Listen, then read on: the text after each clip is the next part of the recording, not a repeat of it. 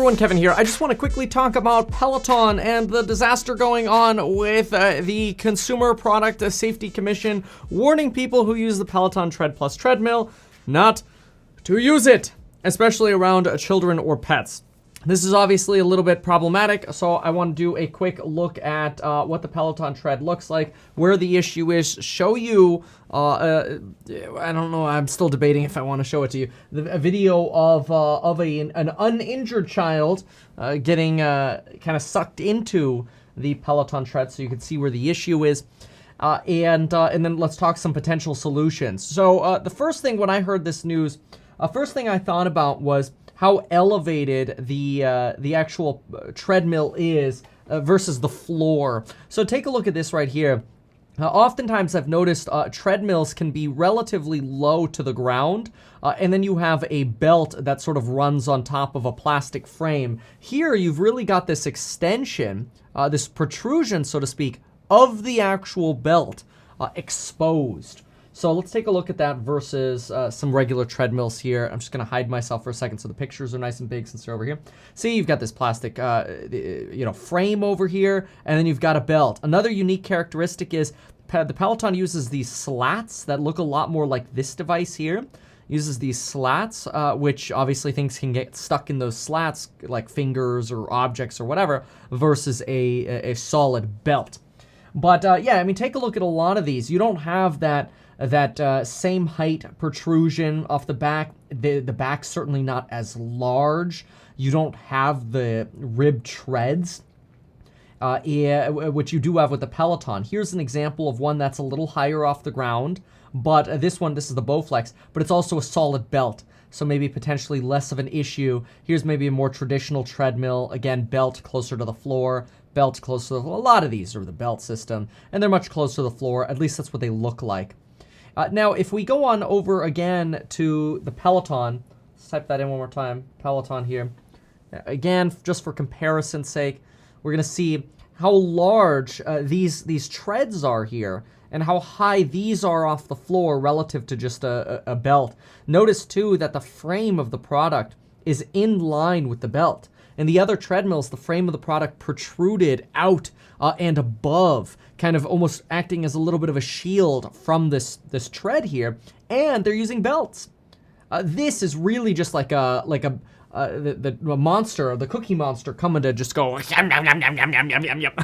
You know, it's not good. And the recommendation, or Peloton's reaction to this, has been, well, I mean, keep children and pets away from a treadmill. It's a workout device, right? Peloton refutes Consumer Product Safety Commission claims. CPSC publishes misleading, inaccurate bulletin on Tread Plus product safety, yada, yada, yada.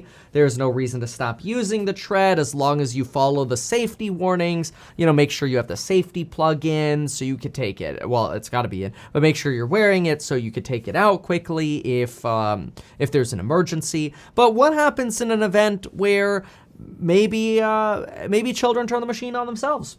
Or which of course, there's the argument that, hey, well, you should be paying attention to your children. Of course, I get that. Look, if anybody would turn a machine like this on themselves, it'd probably be my kids. I've got a 5-year-old and 3-year-old, and these kids go everywhere. I think from a practical point of view, and then we'll talk about, kids just turning it on and screwing around themselves. From a practical point of view, this is a little bit of an issue. And I look at this and I ask, would I myself, as a reasonable adult here, would I be concerned about this? And in part, I mean, after hearing about, a death in March from the Peloton Tread, personally, if I'm working out on the treadmill and I'm on it, and my kids are watching TV behind me, and then maybe they get around and start playing around, yeah, I'd probably be a little bit more concerned, or certainly I'd be more cognizant to maybe block off the back of the device with some boxes or some pillows or whatever, just to block off that back area of the treadmill. That would be very important to me, and I would do that as a precaution. So where do we go from here? Peloton saying, hey, this information is BS. The product commission is saying, hey, this is dangerous. And we even have a video here, which this is graphic, so I'm going to do a graphic warning here. Graphic warning! This child does not get hurt, okay? I want to make that very clear. No child was injured in this. At least that's what the display here from CNN says. Credit to CNN for this video. I know probably half of you watching this do not like CNN, but they are the ones sharing this video. So let's go ahead and give this a play here. There's no audio, so don't expect there to be any audio. All right, so actually I'm kind of covering this corner up over here. So you've got what appears to be maybe like a 5-year-old girl-ish on the actual treadmill. And a younger child, probably what I think they actually say a 2-year-old child, is playing with a ball near the girl. So the girl has managed to turn this treadmill on herself. It appears to be a playroom, given the the objects around here. You've got a mat and toys and things like that. Okay, all right. So let's go ahead and just play it. And obviously we don't see a parent in the shot, although this does seem to be a pretty narrow shot here. But anyway, let's focus. All right, so here you can see the boy putting a ball on the treadmill. Boom! Stuck under the treadmill. Treadmill lifts up. The treadmill's still on. Right now, those treads are still moving, albeit at a very, very slow pace. Boy was not injured. Okay, very important, because this is graphic, right? So anyway, it's things like this that are leading people to be a little concerned that, okay, that's not so good. We don't want people to get trapped under because the Cookie Monster's coming to grab their children and their pets. So that's a problem. Now, what does this mean for Peloton long run? Well, Peloton has obviously dropped about 9 to 10% today, stock-wise, which is a pretty substantial reaction. Right now, and that was at about its lows. Right now, it's down about 7.3%. What's my take on this? My take is, worst case scenario, what Peloton needs to do is not any kind of recall of all these heavy devices. That would be a disaster. Can you imagine recalling all these devices? They got enough back orders on this to where I'm not expecting this to affect order flow. Could this affect future orders? Possibly. Maybe other companies start branding as, oh, get this child-safe treadmill or whatever. Who knows? Could end up being a PR stunt for other companies as well. But personally, what I believe that Peloton would probably benefit from doing if they needed to do anything, like if it came out and it was concluded, you know what, you have to do something to solve this issue, just the advisory to watch your kids and pets around the device isn't going to work. If that's the case, then what I would imagine Peloton potentially doing is either for free, give for free, or sell as an attachment for new users, or probably just include it, honestly, would be better. The optics of selling a safety feature separately is generally not very good. Selling an attachment that can be installed or sort of bolted on to this back section here and here, so some sort of bolt that maybe goes here and on the other side. And it's some kind of maybe a plastic shield, or I'm kind of picturing like a black box almost, like a metal kind of shield or something that covers just the back rollers completely almost. Maybe it even kind of floats above the rollers a little bit.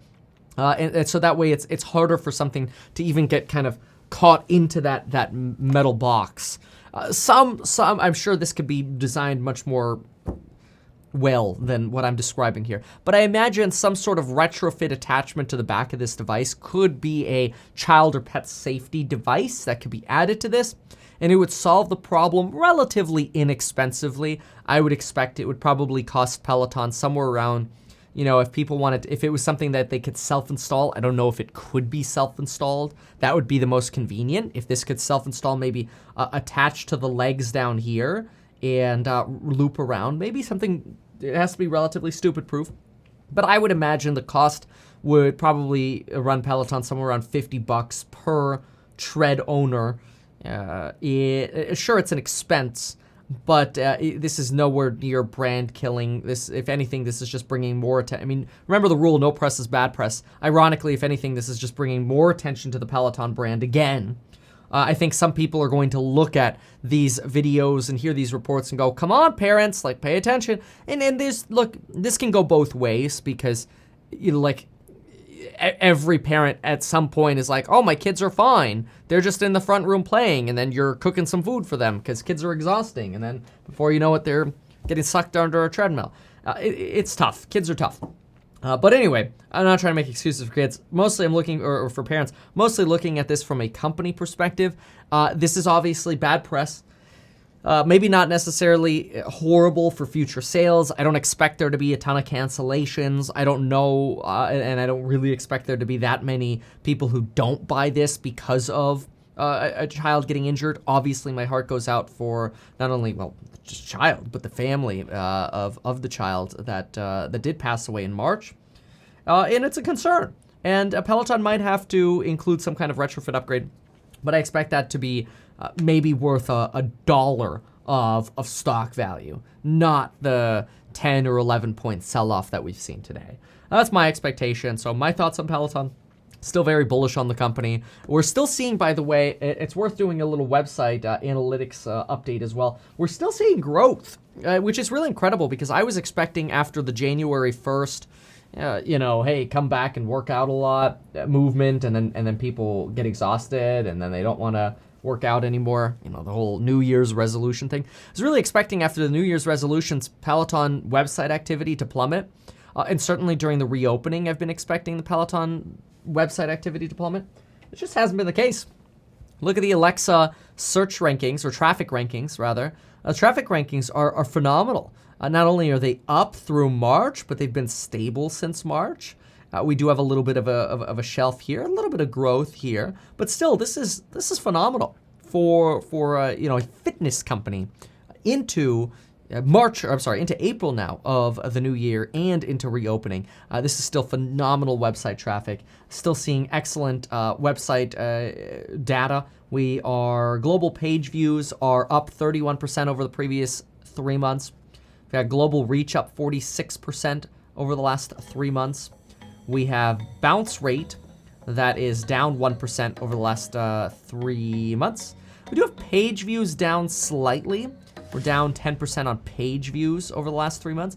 That might be because they may have consolidated how many pages they have. Time on website is down about 3% over the last 3 months, though. Anywho, thank you so much for watching this. If you found this perspective helpful, consider sharing the video, liking, and subscribing. And folks, see you in the next one.